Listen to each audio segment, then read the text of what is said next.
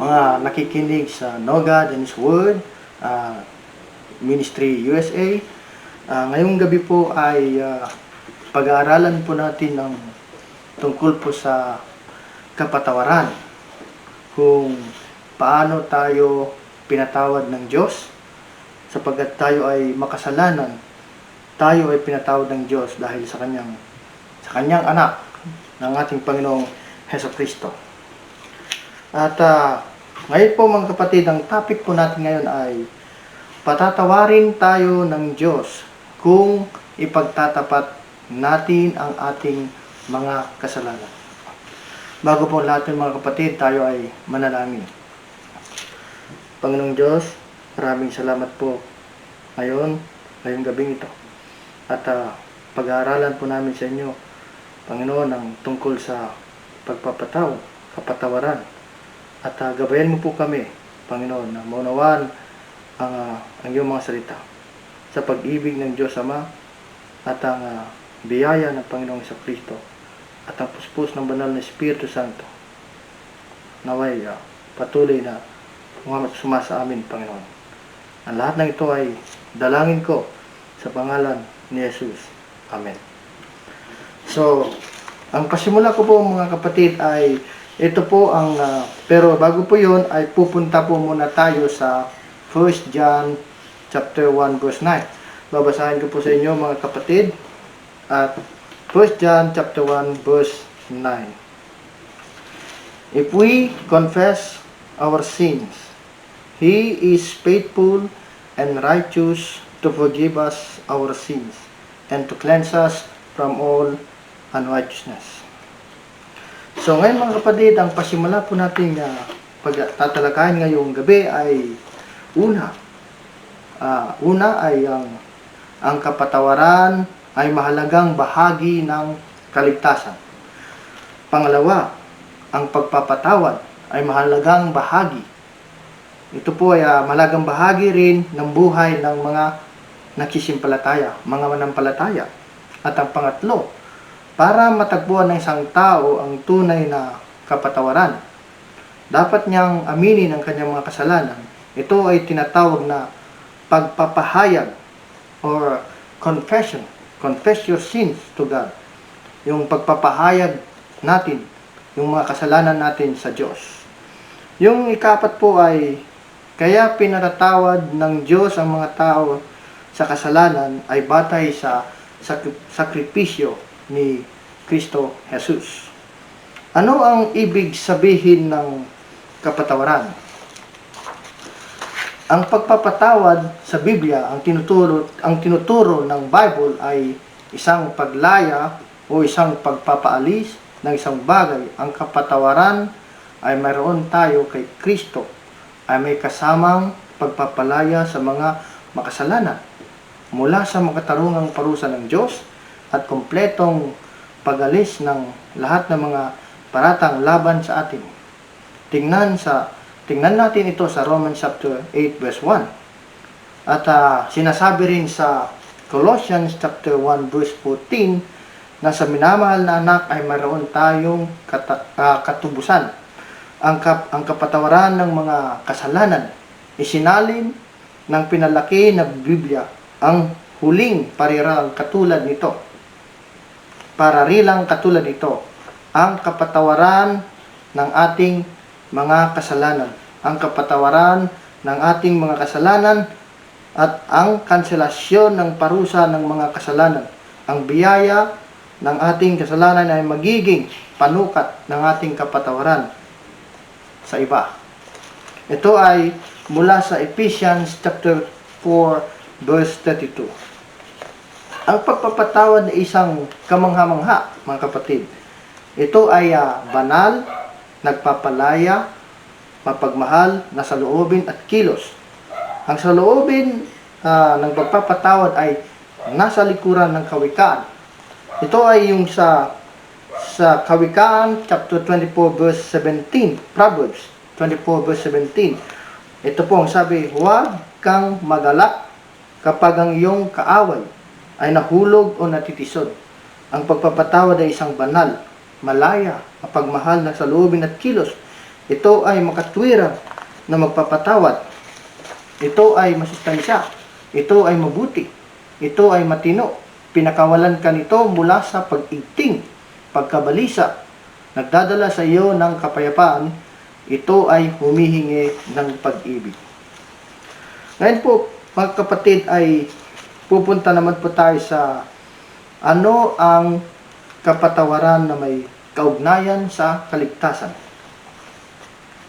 Ang pagpapatawad ay isang mahalagang bahagi ng kaligtasan. Kapag pinatawad tayo ni Jesus, ang ating kasalanan, yung mga kasalanan natin, katulad ng paglabag, pagkakasala, at mga kasamaan, ay tinanggal at nawala na sa talaan, kundi out of the record. Ang kapatawaran ng kasalanan ay mayambing sa financial na utang na mabubura. Nang sabihin ni Jesus, tapos na, mula sa krus. Ito ay sa John chapter 19 verse 30. Literal na sinasabi niya, ito ay binabayaran ng buo. Sa wikang Greek ay tetelestai sa Greek. Yun po yung word na yun sa Greek, tetelestai. Kinuha ni Jesus ang parusa na nararapat, kaya't kung pinatawad tayo ng Diyos sa ating mga kasalanan, malaya tayo. Hindi na kami nakatira sa ilalim ng utang na yun. Natatanggal ang ating mga kasalanan. Ang Diyos ay hindi kailanman hahawak ng kasalanan na iyon laban sa atin. Mula sa Psalms chapter 103 verse 12. Puntahan nyo lamang po yung chapter 103 verse 12 sa Psalms. Ano ang kinakailangan, or is meaning to say, what is the requirement? Ano ang kinakailangan gawin upang matanggap ang kapatawaran mula sa Diyos? Napatawarin tayo ng Diyos. Ano po yung requirement? So, ito po mga kapatid ang sagot. Kaya, pinatatawad tayo ng Diyos. Ang mga tao, batay sa sakripisyo ni Kristo, ng ating Panginoong Jesucristo. Ang tanging kailangan ay ipagtapat ng mga makasalanan ang kanilang kasalanan. Mula sa 1 John 1:19, mula sa una, yung binasa ko kanina, yung 1 John chapter 1 verse 9. At isa pa, mga kapatid, kailangan talikuran ang kasalanan at magtiwala kay Jesucristo bilang tagapagligtas. Kaya kailangan po confess our sins to the Lord, and He is faithful and just to forgive us our sins. At kapag naranasan na ng isang tao ang kapatawaran ng Diyos, siya ay may kakayahan or responsible na patatawarin ang iba. Magpasan sa isa't isa at patatawarin ang isa't isa kung ang sino man sa inyo ay may karaingan laban sa isang tao, sa inyong kapwa. Magpatawad na tulad ng pagpapatawad sa inyo ng Panginoon. Ito ay mula sa Colossians chapter 3 verse 13.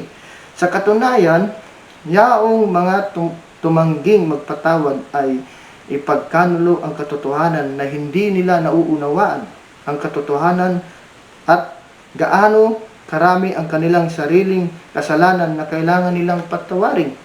Ang mga Kristiyano ay dapat handang patawarin ang tao na nagkasala laban sa kanila. Bawat tao ay nagkasala sa Diyos nang higit kaysa sa pagkakasala ng ibang tao. Inilarawan lahat ni Jesus ang hangganan. Ito po ay makikita natin sa Mateo chapter 18 verse 21 hanggang 35. At isa po mga kapatid, ang kahilingan ng Diyos, ito po ay pinaka-importante. Ang kahilingan ng Diyos ay aminin at pagsisihan ang mga kasalanan na nagawa ng mga makasalanan, at higit sa lahat ay hindi kailangan na isuko natin sa Diyos lahat. At patatawarin tayo ng Diyos dahil siya may pag-ibig sa atin. At ganun din ang sa ginawa ng Panginoong Jesucristo. At hindi nangangahulugan ang Diyos ay hindi nagnanais o magpatawad. Ginawa niya ang lahat ng kanyang tungkulin upang mapadali ang kapatawaran para sa atin. Handa ang kanyang puso. hindi nais na mapahamak ang sinuman. Ito po ay ayon kay 2 Peter chapter 3 verse 9. At napunta siya sa pinakamatinding haba na maisip na magbigay ng mga paraan na maaari niyang patawarin tayo. Dahil, ito po, take note po, dahil sa sakripisyo ni Kristo Jesus sa krus, malayang ibinigay sa atin ng Diyos ang kanyang pagpapatawad. At yun po yung requirement na kailangan pagsisihan ng mga nagawang kasalanan at humingi ng tawad sa Diyos. At lagi po nating tatandaan yung sakripisyo ng Panginoong Jesucristo sa krus na binigay ang buhay sa atin para lang tayo ay mapatawad ng Diyos Ama. At ano ang ito po yung ang ugnayan ng kaligtasan at kapatawaran. Kapag tinanggap natin si Jesus bilang ating tagapagligtas, makakatanggap tayo ng kaligtasan at kapatawaran. Pero hindi lamang po iyon. Sinasabi ng Biblia na tumatanggap din tayo ng katuwiran, pagtubos, pagkakasundo, pagbabayad sala, at pangpalubag loob at pagbabagong buhay. Kung naalala nyo po yung receive the reconciliation, yung topic natin nung last week, yung tungkol po sa pagkakasundo natin sa Diyos Ama, na tayo napatawad dahil po sa ginawa ng kanyang anak na ang ating Panginoong Jesucristo, that we receive the reconciliation through His Son, our Lord Jesus Christ.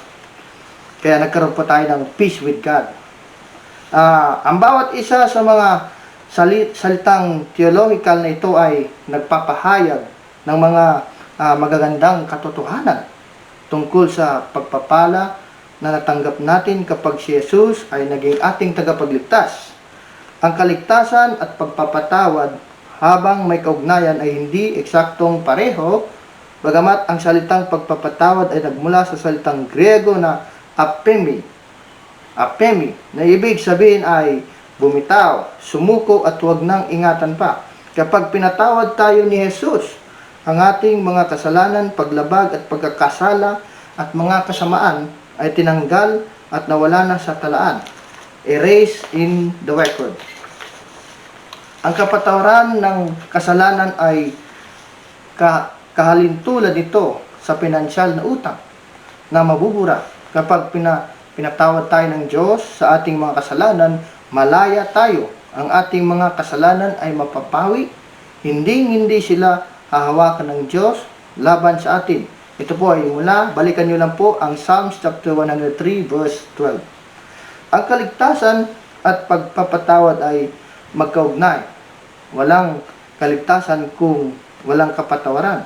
Kaligtasan ang pagliligtas sa atin ng Diyos mula sa mga bunga ng kasalanan. Ang pagpapatawad ay nabubura ng Diyos sa ating kasalanan.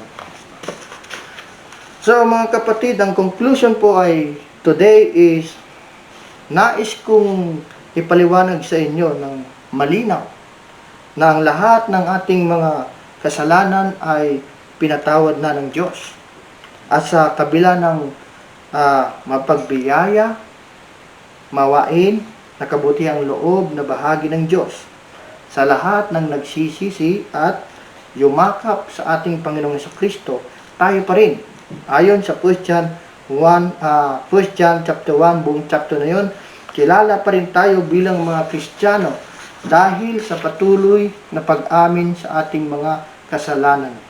At iyon ang sinasabi ng talatang 9, 1 John chapter 1 verse 9. Kung aaminin natin ang ating mga kasalanan, siya ay tapat at matuwid na patatawarin tayo sa ating mga kasalanan at tayo'y lilinisin sa lahat ng kalikuan. Walang sinumang Kristiyano na tumanggap sa Diyos ay mataas na kalagayan sa mga tao o sinasabi natin perpekto. Lahat ay pantay-pantay at lahat ay pinatawad ng Diyos. Kung siya man ay nakalimot sa pag-ibig ng Diyos, kinakailangan balikan niya ang kapatawaran ng kanyang kasalanan at muli gawin niya ang 1 John chapter 1 verse 9. At meron pa po akong dadagdag. Kung naalala niyo po, tinanong ni Peter si Lord Jesus Christ na dahil nagkasala yung kapatid niya sa kanya at ang sinagot ng Panginoon na 70 times 7. So ibig sabihin po ay panghabang buhay na pagpapatawad. Yun po yung a lessons about forgiveness. Yun po ay pupuntahan nyo lang po yun sa Matthew chapter 18 verse 21 hanggang 35. So mga kapatid, dahil po tayo napatawad ng Diyos, sana ganun din po kayo ay marunong din po tayong magpatawad sa ating kapwa. At lagi po natin tatandaan ng 1 John 1:9, if we confess our sins, He is faithful and just to forgive our sins and to cleanse us from all unrighteousness. Manalangin po tayo mga kapatid. Maraming salamat po Panginoon sa gabing ito at may natutunan na naman po kami tungkol sa pagpapatawad. Salamat po sa ginawa ng Panginoong Kristo sa krus at sa lahat ng sakripisyo niya. At kami po ay napatawad ng Diyos Ama. Kami po ay humihingi ng tawad sa lahat ng aming mga pagkukulang, Panginoon, sa lahat ng mga nagawa namin kasalanan. We confess our sins, O Lord, and we surrender to you, O Lord. Kami po ay nagsisisi, Panginoon, sa lahat po ng mga pagkakamali namin, kamalian at kalikuan. Patawarin niyo po kami, Panginoon.